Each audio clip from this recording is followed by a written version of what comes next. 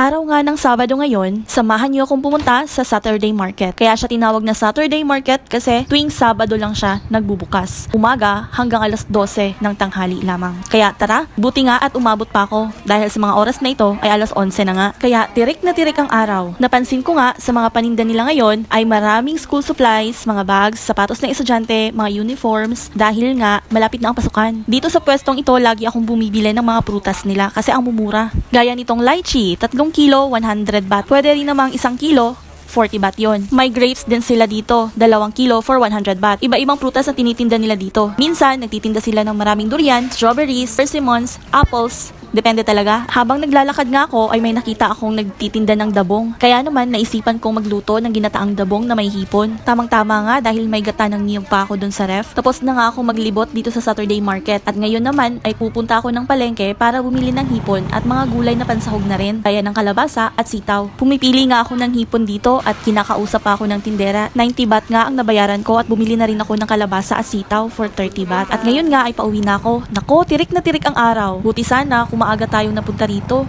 Kaso, tanghali na rin akong nagising. Ito na nga lahat ng nabili ko sa Saturday Market at sa palengke. Lychee na 3 kilo, meron ding dabong, ang hipon, at gulay na kalabasa at sitaw. Ngayon nga ay maghahanda na ako para makapagluto.